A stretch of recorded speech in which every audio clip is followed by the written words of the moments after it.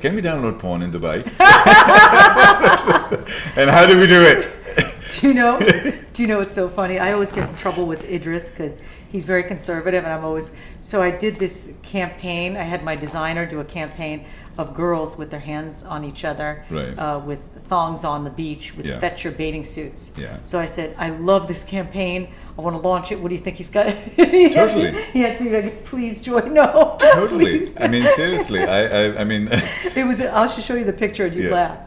And then I Nice. said, I want to launch it for, Yeah. and he was like, anyway, sorry. We'll get to the serious interview. No. This is the interesting part of the interview because you're known for some of your campaigns. You're doing something sort of inspirational anyway and creative, and you're breaking the mold. So why don't you do it? Well, we're trying to be funny. Like, Exactly. I think that's part of the brand is Yeah. that we brand ourselves as humorous, Yeah. and we're about the people that work at Fetchr. Yeah. We're not about Idris and I as co-founders. So we really make that a point. Like every Wednesday, we have people from the company doing comedy skits, and they talk about themselves, and at the end, it always turns out to be a joke, and they start laughing. So we want to connect to our consumers, and the best way to connect to people is through humor. So that's what we use as our branding. It's part of our DNA. So give us an example of what you do on these events yourself. I think we had Adnan, who's part of strategy, and he was sitting talking to the camera. He's like, part of my quantitative and analytical job here at Fetchr is to, really come up with the data that is necessary to expand the business. And then he leans in and he goes, frankly, I have no idea what I do here. And he goes, but download the app. I hear it's pretty good. So we do very slapstick comedy. Again, to get people to relate to the brand. Like, we don't want to be triple platinum and gold and luxury and exclusivity. We don't want that kind of DNA. We want to appeal to everyone. We're the people brand. Irreverent, authentic, and crazy. A little bit like you. A little crazy. Yeah. Funny. Yeah. Yes. Accessible. I think that's the word. In a region of the world where everything is unaccessible, the Ferrari, and that we want to be accessible. Yeah. Yeah. What's your story? How did you evolve? My journey, to be honest with you, is someone told me you can't. And I think as all women, we go through journeys in life, and I don't think we talk about that as honestly as I do. I've been through a journey like all women have, and I think at some point in my life, I doubted myself. I didn't think I was smart enough, good enough, pretty enough, accomplished enough.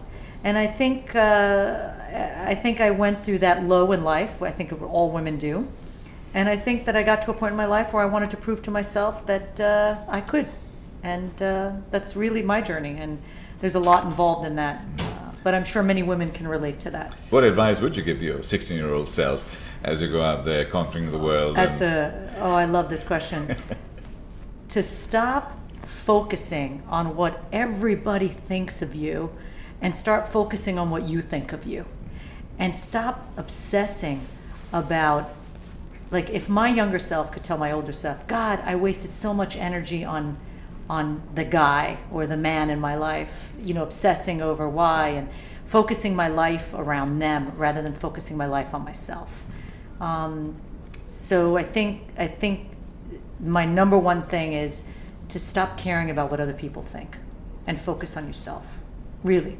Because I don't think we do enough of that as women. I think in this obsessive world of Instagram and Facebook, we're so obsessed with this ridiculous Kim Kardashian generation where, all it is about is what I look like and, what dress I'm wearing and how many likes you get on Facebook. That I think that it's this organization and women should talk more about their accomplishments. I think that we've gone backward now rather than forward, and I think it takes this group of women here together to discuss, feeling good about yourself, not by a Photoshop picture that you get likes, but on what you've accomplished in the world.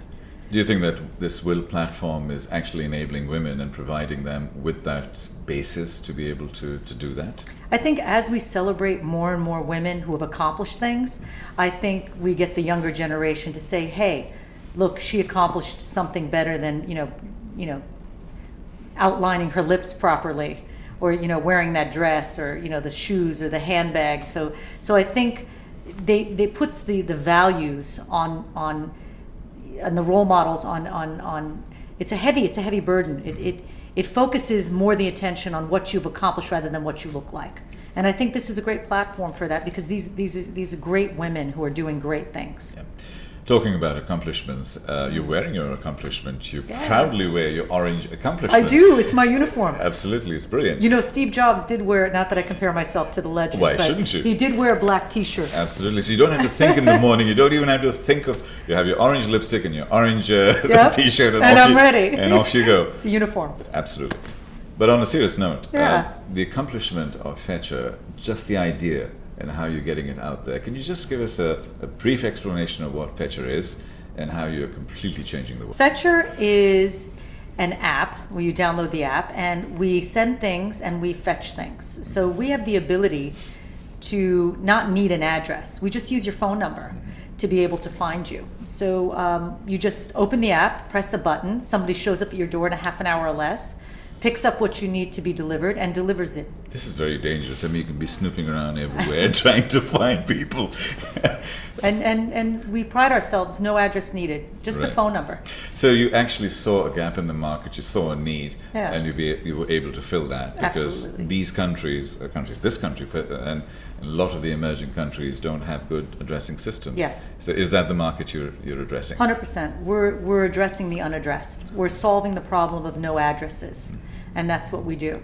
We're eliminating the need for hi ma'am, sir, where do you live, ma'am, sir, and when your phone rings and you're in the middle of a meeting and you know that the guy is coming to deliver and there's a language barrier and you have to communicate where you live. It's just annoying every single time. So we eliminate that. You press a button, we know exactly where you are, and we deliver it right to you.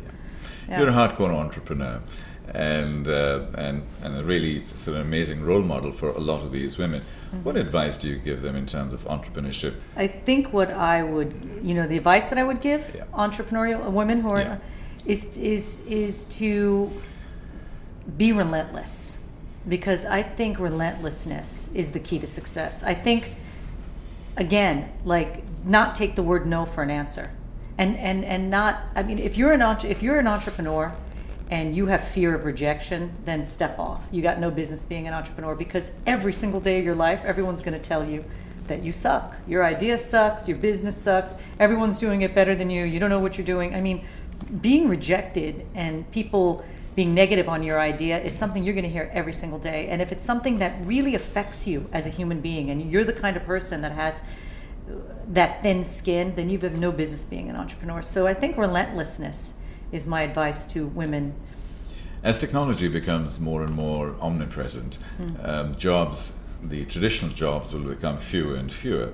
And women have always played a great role in pulling all of these things together. So entrepreneurship and creation of these types of opportunities becomes even more central to the future, where women play a great role. What advice do you give to women as they come out of jobs and get into entrepreneurship? Because I just see there's this glut of jobs where people are just stuck.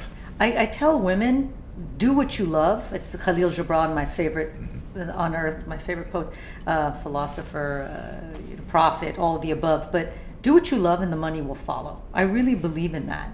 I think that life is too short to be stuck in a job that you have no passion for. So dare to change your life. It's so easy to let 5, 10, 20 years pass and you're stuck in the same spot. I mean, take a chance. I think, the worst decision is not making a decision. Make a decision and go for it. How do you create so much value in such a short period of time, and how do you inspire people from that? And what's the message to them? I think Dubai is an ecosystem where we all know each other. So that has helped us tremendously, right? Word of mouth here is very powerful, where I think in other countries in the world it's not as strong. There's an ecosystem here where we all know each other. So that has helped. I mean, to be honest, it's helped us tremendously. I don't think there's any secret sauce involved in this. I think it's just pounding the pavement. I think it's getting up every single morning with determination to make the best of that day. It's just relentlessness and a little luck. A little luck doesn't hurt, to be honest with you. That's true. What's next? What's the next couple of years when you raise your next $200 million and become the first, well, not the first, but one of the few billion-dollar unicorns from this region? I am a woman who has a higher purpose. I'm doing this for a higher purpose. I want an IPO. I've already had a company that had a merger and acquisition, so I'm not looking for an M&A deal. My dream is to IPO. But I'm not married and I don't have children. And I think my dream in life, and I think maybe that's a little bit of Silicon Valley in me, is to give back. And I don't talk much about it because it's my personal journey. But if you live your life and you don't do something to make a difference while you lived on this earth, then your life has no meaning to me. And it has to be more than just, I'm a mom and I had children. I mean, there's got to be more. You have to do something randomly to change somebody else's life. And for me, I've pledged to leave all the money that I've left behind for refugees. That's what drives me every single day. Is that how you're making a difference? I am. Is that your purpose when you wake up in the morning? 100%. I'm the daughter of a Palestinian refugee. And I see what goes on in Palestine with the children and even in Syria. And for me, if I can make a difference, then I know that my life had value. And that's what inspires me every single day. I want to know that I lived. And that when they bury me 6 feet under, that my life made a difference for someone. And that's what inspires me every day. Really, I say that with a lot of emotion, but that's what drives me every day.